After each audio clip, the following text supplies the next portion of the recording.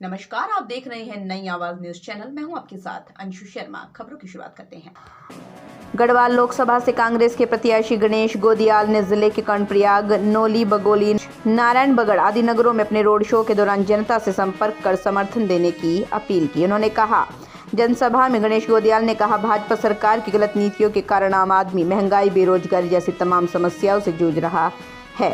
मोदी सरकार ने अग्निवीर योजना लाकर पहाड़ के युवाओं के सेना में जाने के सपनों को चकनाचूर कर दिया है। अग्निवीर जैसी प्रथा को लाकर सेना और पहाड़ के नौजवानों को कमजोर करना चाहती है भाजपा सरकार। इससे पूर्व कांग्रेस के कार्यकर्ताओं ने जगह जगह गाजे बाजों के साथ पार्टी प्रत्याशी गणेश गोदियाल का स्वागत करते हुए उनके समर्थन में नारे लगाए। संचालन ब्लॉक कांग्रेस कमेटी के अध्यक्ष नरेंद्र रावत ने किया। चमोली उत्तराखंड से सुरेंद्र धनित्रा की रिपोर्ट। बल के आगे और सत्ता के अहंकार के ताकत के आगे कांग्रेस के प्रत्याशी खड़े हैं। गोदियाल जी हैं जनता की ताकत के साथ, जनता के विश्वास के साथ और अपने व्यक्तित्व के साथ और कांग्रेस की नीतियों के साथ। और जिस प्रकार से हमें पूरे अपार जनसमूह का आज हमारा सौभाग्य है कि इस चुनावी रणभेदी का आगाज़ श्री गणेश हमारे चमोली जनपद से प्रारंभ हुआ है। और कल हमने एक मीटिंग करी और उसके बाद हमारा रोड शो रहा। आज हम लोग जो है लगातार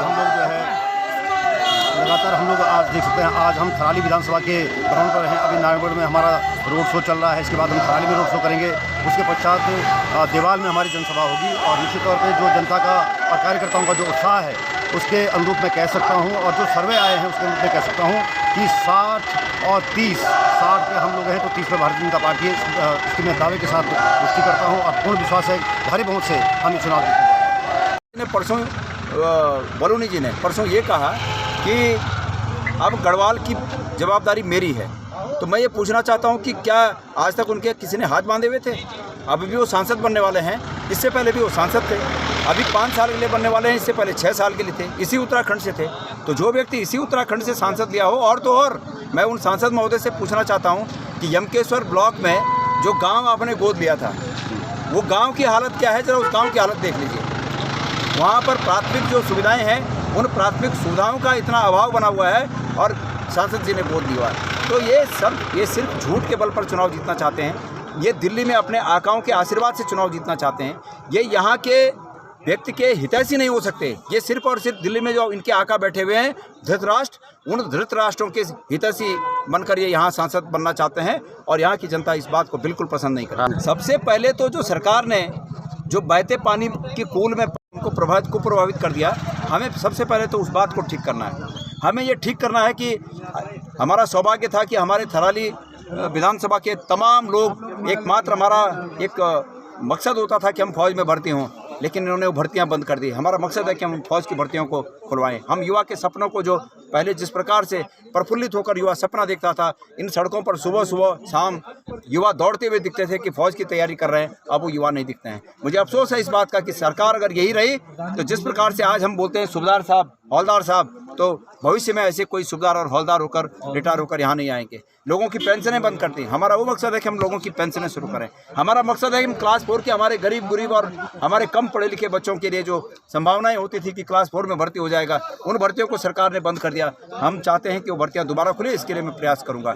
ये हमारे बातें हैं और मैं मानता हूँ कि ये जनता से जुड़ी हुई बातें हैं। और ये दिल्ली से आने वाले लोगों को इस बात का दर्द नहीं होगा कि एक बेरोजगार व्यक्ति जब सुबह से शाम तक सभी के ताने सुनता है तो उस पर क्या बीतती होगी। सौभाग्य से बलूनी जी को एक मैंने सुना कि कोई राज्यपाल मिल गए थे, और जिन तो ऐसे सब सौभाग्यशाली नहीं होते बलूनी जी।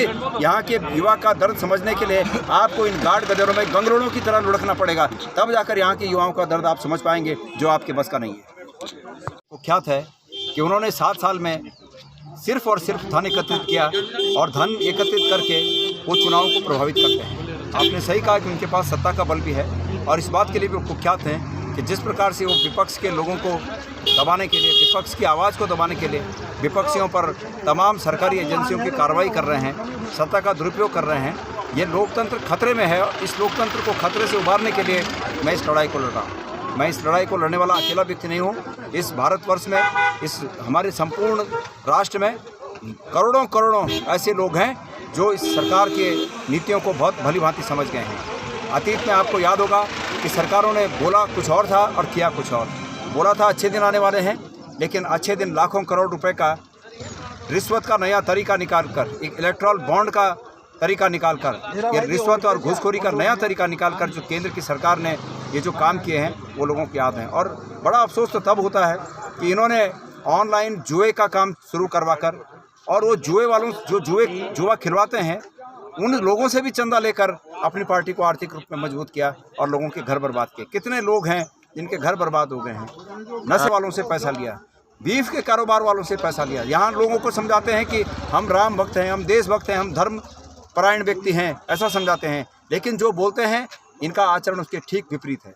तो यही मेरे मुद्दे हैं और इन मुद्दों को लेकर मैं जनता के बीच जा रहा हूँ। जनता का बहुत ही उम्दा प्रतिसाद मुझे मिल रहा है और निश्चित रूप में जनता मत का अपना प्रसाद मुझे देकर मुझे इस लोकसभा क्षेत्र से विजयी बनाएगी। तो ये थी फिलहाल की कुछ खास खबरें। बाकी की तमाम खबरों से जुड़े रहने के लिए देखते रहिए नई आवाज न्यूज़ चैनल। नमस्कार।